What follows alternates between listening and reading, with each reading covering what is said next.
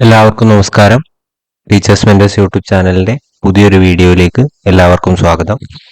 ഇന്ന് ഞാൻ നിങ്ങൾക്ക് മുന്നിലെത്തിയിരിക്കുന്നത് 6ാം ക്ലാസ്സിലെ അടിസ്ഥാന ശാസ്ത്രം 2ാമത്തെ യൂണിറ്റിൽ മാറ്റത്തിന്റെ പൊരുളിൽ ഏറ്റവും കൂടുതൽ PSC ചോദിക്കാൻ സാധ്യതയുള്ള ചില ചോദ്യങ്ങളുമായിട്ടാണ്. ഓരോരോ ചോദ്യങ്ങളായിട്ട് നമുക്ക് നോക്കാം. ഒന്നാമത്തെ ചോദ്യം: പ്രകാശ സംശ്ലേഷണം വഴി സസ്യങ്ങൾ സൗരോർജത്തെ ഏത് ഊർജമാക്കിയാണ് മാറ്റുന്നത്? രാസോർജമാക്കിയിട്ടാണ് മാറ്റുന്നത്. പ്രകാശ സംശ്ലേഷണം വഴി സസ്യങ്ങൾക്ക് ഈ സൗരോർജം ലഭിക്കും. അത് പ്രകാശ സംശ്ലേഷണം വഴി രാസോർജമാക്കി മാറ്റിയിട്ടാണ് ഓരോന്നായിട്ട് വിവിധങ്ങളായിട്ടുള്ള ആവശ്യങ്ങൾക്ക് വേണ്ടി ഉപയോഗിക്കുക. പദാർത്ഥങ്ങളിൽ അടങ്ങിയിരിക്കുന്ന ഊർജമാണ് രാസോർജം. പദാർത്ഥത്തിൽ ഏത് ഊർജമാണ് അടങ്ങിയിരിക്കുന്നത് എന്ന് ചോദിച്ചിട്ടുണ്ടെങ്കിൽ പദാർത്ഥങ്ങളിൽ അടങ്ങിയിരിക്കുന്ന ഊർജം രാസോർജമാണ് എന്ന് തിരിച്ചറിയാം. മിക്സിയും മോട്ടറും പ്രവർത്തിപ്പിക്കാൻ നാം ഉപയോഗിക്കുന്ന ഊർജം വൈദ്യുതോർജമാണ്. നമുക്കറിയാം, വൈദ്യുതി ഉപയോഗിച്ചാണ് നമ്മൾ മിക്സിയും മോട്ടറും ഒക്കെ പ്രവർത്തിപ്പിക്കുന്നത്. അപ്പോൾ മിക്സിയും മോട്ടറും പ്രവർത്തിപ്പിക്കാൻ നാം ഉപയോഗിക്കുന്ന ഊർജം ഏതാണ് എന്ന് ചോദിച്ചാൽ അത് വൈദ്യുതോർജമാണ്. യന്ത്രങ്ങളുടെ പ്രവർത്തനങ്ങളിലൂടെ ഏത് ഊർജമാണ് വാഹനങ്ങളെ ചലിപ്പിക്കാൻ സഹായിക്കുന്നത്? യാന്ത്രികോർജം. യന്ത്രങ്ങളുടെ പ്രവർത്തനങ്ങളിലൂടെ ഏത് ഊർജമാണ് വാഹനങ്ങളെ ചലിപ്പിക്കാൻ സഹായിക്കുന്നത്? യാന്ത്രികോർജമാണ്. യന്ത്രങ്ങളുടെ പ്രവർത്തനത്തിലൂടെ ഏത് ഊർജമാണ് വാഹനങ്ങളെ ചലിപ്പിക്കാൻ സഹായിക്കുന്നത് എന്ന് ചോദിച്ചാൽ അത് യാന്ത്രികോർജമാണ്. വിറക് കത്തുമ്പോൾ ലഭിക്കുന്നത് സസ്യഭാഗങ്ങളിൽ സംഭരിക്കപ്പെട്ട ഏത് ഊർജമാണ്? രാസോർജമാണ്. വിറക് കത്തുമ്പോൾ ലഭിക്കുന്നത് സസ്യഭാഗങ്ങളിൽ സംഭരിക്കപ്പെട്ട ഏത് ഊർജമാണ് എന്ന് ചോദിച്ചു കഴിഞ്ഞാൽ അത് രാസോർജമാണ് എന്നുള്ളത് തിരിച്ചറിയാം. ഫോസിൽ ഇന്ധനങ്ങൾക്ക് ഉദാഹരണങ്ങളാണ് കൽക്കരി, LPG, ഡീസൽ, പെട്രോൾ എന്നിവ. ഫോസിൽ ഇന്ധനങ്ങൾക്ക് ഉദാഹരണമാണ് കൽക്കരി, LPG, ഡീസൽ, പെട്രോൾ എന്നിവ. ഫോസിൽ ഇന്ധനങ്ങൾക്ക് ഉദാഹരണങ്ങളാണ് കൽക്കരി, LPG, ഡീസൽ, പെട്രോൾ. എല്ലാ ഊർജത്തിന്റെയും ഉറവിടം എന്നറിയപ്പെടുന്നത് സൂര്യനാണ്. എല്ലാ ഊർജത്തിന്റെയും ഉറവിടം എന്നറിയപ്പെടുന്നത് സൂര്യൻ. എല്ലാ ഊർജത്തിന്റെയും ഉറവിടം എന്നറിയപ്പെടുന്നത് സൂര്യനാണ്. സോളാർ സെല്ലിൽ നടക്കുന്ന ഊർജ പരിവർത്തനം എന്താണ് എന്ന് ചോദിച്ചാൽ സൗരോർജം വൈദ്യുതോർജമായി മാറുകയാണ് ചെയ്യുക. സോളാർ സെല്ലിൽ നടക്കുന്ന ഊർജ പരിവർത്തനം ഏത് എന്ന് ചോദിച്ചിട്ടുണ്ടെങ്കിൽ സൗരോർജം വൈദ്യുതോർജമായിട്ട് മാറുകയാണ് ചെയ്യുക. സോളാർ സെല്ലിൽ നടക്കുന്ന ഊർജ പരിവർത്തനം സൗരോർജം വൈദ്യുതോർജമായി മാറുന്നു. ഊർജ സംരക്ഷണ നിയമം ആവിഷ്കരിച്ചത് ഐൻസ്റ്റീൻ ആണ്. ഊർജ സംരക്ഷണ നിയമം ആവിഷ്കരിച്ചത് ആരാണ് എന്ന് ചോദിച്ചിട്ടുണ്ടെങ്കിൽ അത് ഐൻസ്റ്റീൻ, ആൽബർട്ട് ഐൻസ്റ്റീൻ ആണ്.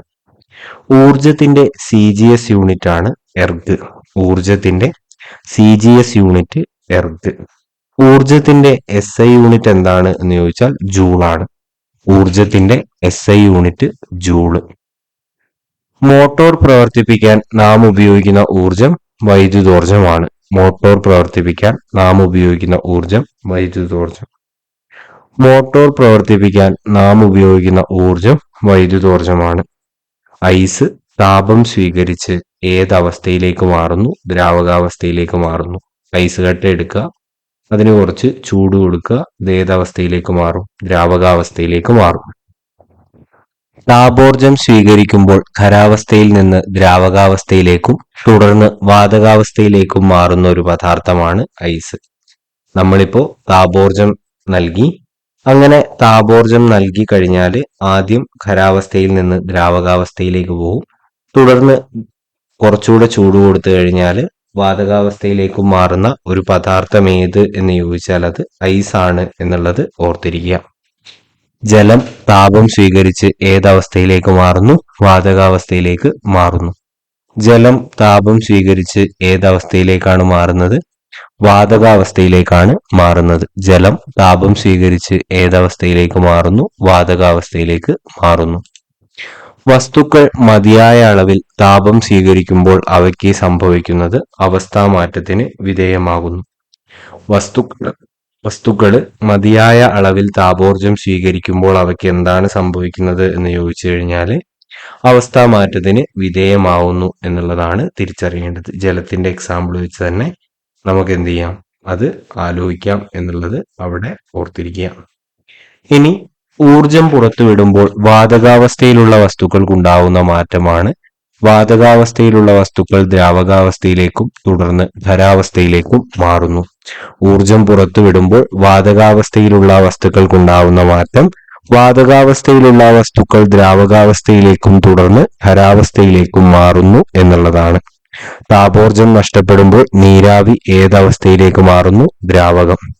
താപോർജം നഷ്ടപ്പെടുമ്പോൾ നീരാവി ഏതവസ്ഥയിലേക്ക് മാറുന്നു എന്ന് ചോദിച്ചാല് ദ്രാവകാവസ്ഥയിലേക്കാണ് മാറുക.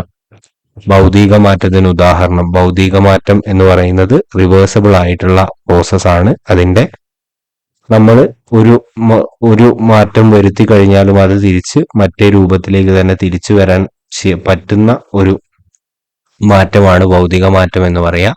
ഉറച്ച നെയ് ചൂടാക്കുന്നു, PVC പൈപ്പ് ചൂടാക്കുന്നു, മെഴുകു ചൂടാക്കുന്നു, പേപ്പർ കീറുന്നു, പച്ചക്കറി മുറിക്കുന്നു. ഇതൊക്കെ റിവേഴ്സിബിൾ ആയിട്ടുള്ള പ്രോസസ്സാണ്. ഇവയാണ് നമ്മൾ എന്ത് പറയാ? ഭൗതിക മാറ്റം എന്ന് പറയും. ഇനി രാസമാറ്റം എന്ന് പറഞ്ഞു കഴിഞ്ഞാൽ അതിന് റിവേഴ്സിബിലിറ്റി ഇല്ല. അതൊരു പ്രാവശ്യം അങ്ങനെ ആയിക്കഴിഞ്ഞാൽ മാങ്ങ പഴുത്തു പോയാൽ നമുക്കത് തിരിച്ച് പച്ചയാക്കാൻ പറ്റില്ല എന്ന് പറയുന്ന പോലത്തെ പ്രവർത്തനങ്ങളാണ്. പിന്നെ മോളിക്യൂൾസിനൊക്കെ ചേഞ്ച് വരും. അതിന്റെ ഉദാഹരണങ്ങളാണ് ചോറ് ചവച്ചരയ്ക്കുമ്പോൾ മധുരം അനുഭവപ്പെടുന്നു, എക്സ്റേ എടുക്കുന്ന സമയം ഫിലിം നിറം മാറുന്നു, ഇരുമ്പ് തുരുമ്പിക്കുന്നു, മാങ്ങ പഴുക്കുന്നു, പഞ്ചസാര ചൂടാകുന്നു എന്നൊക്കെയുള്ള കാര്യങ്ങളൊക്കെ അതിന് ഉദാഹരണങ്ങളാണ്. ജലത്തിന്റെ 3 അവസ്ഥകളാണ് ഐസ്, നീരാവി, ജലം. പറയേണ്ട കാര്യമില്ല, എളുപ്പമുള്ള ഭാഗമാണ്. ശൂന്യതയിൽ സഞ്ചരിക്കാൻ കഴിയാത്ത ഊർജ്ജരൂപമാണ് ശബ്ദോർജം. ശബ്ദോർജത്തിന് എന്ത് പറ്റില്ല? ശൂന്യതയിൽ സഞ്ചരിക്കാൻ കഴിയില്ല. അതുകൊണ്ട് അന്തരീക്ഷത്തിലൊക്കെ പോയി കഴിഞ്ഞാൽ മനുഷ്യർക്ക് എന്ത് ചെയ്യാൻ പറ്റില്ല? സംസാരിക്കാൻ കഴിയില്ല എന്നുള്ളത് അവിടെ തിരിച്ചറിയാം. പ്രവൃത്തി ചെയ്യാനുള്ള കഴിവിനെയാണ് നമ്മൾ ഊർജം എന്ന് പറയാം. പ്രവൃത്തി ചെയ്യാനുള്ള കഴിവാണ് ഊർജം. പ്രവൃത്തി ചെയ്യാനുള്ള കഴിവിനെ ഊർജം എന്ന് പറയുന്നു. അപ്പൊ ഇത്രയുമാണ് ഈ ഒരു ചാപ്റ്ററിൽ പറയുന്നത്. നിങ്ങൾ ആദ്യമായിട്ടാണ് ഈ ചാനൽ കാണുന്നതെങ്കിൽ ചാനൽ സബ്സ്ക്രൈബ് ചെയ്യുക. വീഡിയോകൾ ഇഷ്ടപ്പെടുന്നുണ്ടെങ്കിൽ വീഡിയോ ലൈക്ക് ചെയ്യുക. നിങ്ങളുടെ അഭിപ്രായങ്ങൾ കമന്റ് ബോക്സിലൂടെ അറിയിക്കുക. അടുത്ത ഒരു വീഡിയോയുമായിട്ട് വരുന്നത് വരെ thank you. Have A nice day.